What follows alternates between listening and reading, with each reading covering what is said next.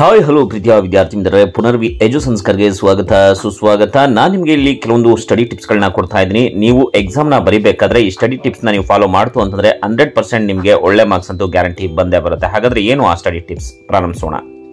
ವಿದ್ಯಾರ್ಥಿಗಳೇ, ಪರೀಕ್ಷೆ ದಿನಾಂಕಕ್ಕಿಂತ ಮುಂಚಿತವಾಗಿ ನೀವು ನಿಮ್ಮ ಒಂದು ಪರೀಕ್ಷಾ ತಯಾರಿಯನ್ನ ಆರಂಭವನ್ನ ಮಾಡಿ. ಜೊತೆಗೆ ಕೊನೆ ನಿಮಿಷದಲ್ಲಿ ನೀವು ಅಧ್ಯಯನ ಮಾಡೋದಕ್ಕೆ ಓದ್ಕೊಳ್ಳೋದಕ್ಕೆ ಕೂತ್ಕೊಳ್ಳೋದಕ್ಕೆ ಹೋಗ್ಬೇಡಿ. ಜೊತೆಗೆ ನೀವು ಓದ್ಕೊಳ್ಬೇಕಾದ್ರೆ ಒಂದು ಟೈಮ್ ಟೇಬಲ್ ಅನ್ನ ರಚಿಸ್ಕೊಳ್ಳಿ. ನಿಮ್ಮ ಒಂದು ಸ್ಟಡಿ ಸಮಯ ಏನಿದೆ ಅದನ್ನ ಕರೆಕ್ಟ್ ಆಗಿ ಯೋಜಿಸಿ ಮತ್ತು ಪ್ರತಿ ವಿಷಯ ಅಥವಾ ವಿಷಯಕ್ಕೆ ನಿರ್ದಿಷ್ಟ ಸಮಯದ ಸ್ಲಾಟ್ಗಳನ್ನ ನಿಯೋಜಿಸಿ. ಇಂಥ ಸಮಯದಲ್ಲಿ ನಾನು ಕೂತ್ಕೊಂಡು ಓದಿದ್ರೆ ನನಗೆ ಅತಿ ಹೆಚ್ಚಾಗಿ ನೆನಪಿನಲ್ಲಿ ಇಟ್ಕೊಳ್ಬಹುದು ಅನ್ನುವಂತ ಒಂದು ಸಮಯ ನಿಮಗೆ ಗೊತ್ತಿರುತ್ತೆ. ಅದರಿಂದ ನೀವು ನಿಮ್ಮ ಸಮಯವನ್ನ ಕಾಯ್ದಿರಿಸಿಕೊಳ್ಳಿ. ಇದು ನಿಮಗೆ ಹೆಚ್ಚು ಅಂಕಗಳನ್ನ ತೆಗೆದುಕೊಳ್ಳೋದಕ್ಕೆ ಸಹಾಯ ಮಾಡುತ್ತೆ.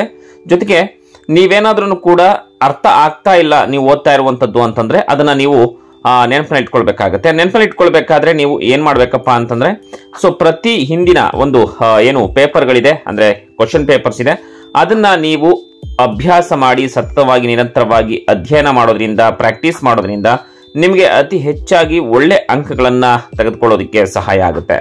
ಇನ್ನು ಓದಬೇಕಾದ್ರೆ ಕೆಲವೊಂದು ತಂತ್ರಗಳನ್ನು ಕೂಡ ನೀವು ಬಳಸಬೇಕಾಗತ್ತೆ.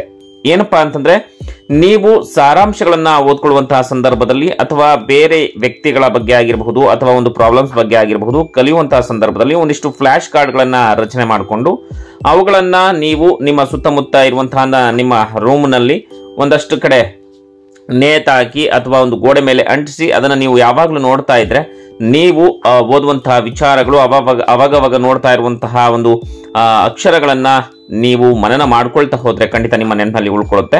ಇನ್ನು ಓದುವಂತಹ ಸಂದರ್ಭದಲ್ಲಿ ನೀವು ದೀರ್ಘಾವಧಿಯವರೆಗೆ ಕೂತ್ಕೊಂಡು ಓದಬೇಡಿ. ವಿರಾಮ ಇಲ್ದೇನೆ ಅಂದ್ರೆ ಬ್ರೇಕ್ ಇಲ್ದೇನೆ ನೀವು ಯಾವಾಗಲೂ ಕೂಡ ಓದ್ತಾ ಕೂತ್ಕೋಬೇಡಿ. ಯಾಕಪ್ಪ ಅಂತಂದ್ರೆ ನಿಮ್ಮ ಮೆದುಳನ್ನ ರೀಚಾರ್ಜ್ ಮಾಡ್ಕೊಳ್ಳೋದಕ್ಕೆ ಅತಿ ಹೆಚ್ಚು ಗಮನವನ್ನ ಕೊಡಬೇಕಾಗತ್ತೆ. ಅದರಿಂದ ಪ್ರತಿ ಗಂಟೆಗೆ ನೀವು ಒಂದು ಸಣ್ಣ ವಿರಾಮಗಳನ್ನ ಬ್ರೇಕ್ ಅನ್ನ ತೆಗೆದುಕೊಳ್ತಾ ಹೋಗಿ. ಹಾಗೇನೆ ಸಾಕಷ್ಟು ನಿದ್ದೆ ಮಾಡಿ, ಹಾಗೆಯೇ ಸಮತೋಲನವಾದಂತಹ ಆಹಾರವನ್ನ ಸೇವಿಸ್ತಾ ಬನ್ನಿ. ಜೊತೆಗೆ ವ್ಯಾಯಾಮವನ್ನ ಮಾಡಿ.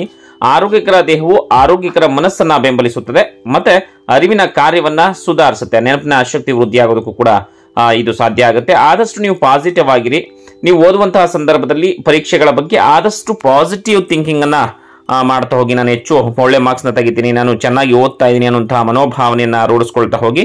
ನಿಮ್ಮ ಮೇಲೆ ನಿಮಗೆ ನಂಬಿಕೆ ಇರಲಿ. ನೀವು ಯಾವಾಗ ಸಕಾರಾತ್ಮಕ ಅಂದ್ರೆ ಪಾಸಿಟಿವ್ ಆಗಿ ಯೋಚನೆಯನ್ನ ಮಾಡ್ತಾ ಹೋಗ್ತಾ ಇರ್ತೀರೋ, ನೆಗೆಟಿವ್ ಎಲ್ಲವೂ ಕೂಡ ಸ್ಮ್ಯಾಶ್ ಆಗ್ತಾ ಹೋಗ್ತಾ ಇರುತ್ತೆ. ನಿಮ್ಮ ಕೆಟ್ಟ ಆಲೋಚನೆಗಳು ಅಥವಾ ನಕಾರಾತ್ಮಕ ಆಲೋಚನೆಗಳೆಲ್ಲವೂ ಕೂಡ ನಿಮ್ಮ ಒಂದು ಹೈಯೆಸ್ಟ್ ಮಾರ್ಕ್ಸ್ಗೆ ಅಥವಾ ಹೈಯೆಸ್ಟ್ ಸ್ಕೋರ್ಗೆ ಅಡ್ಡಿ ಆಗುತ್ತೆ.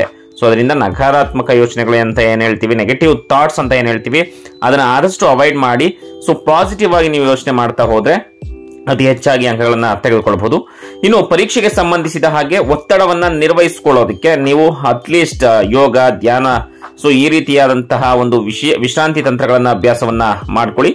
ಪರೀಕ್ಷೆಯ ಸಮಯದಲ್ಲಿ ಆದಷ್ಟು ಶಾಂತವಾಗಿರೋದಕ್ಕೆ ನೀವು ಪ್ರಯತ್ನ ಪಡಿ. ಓಕೆನಾ?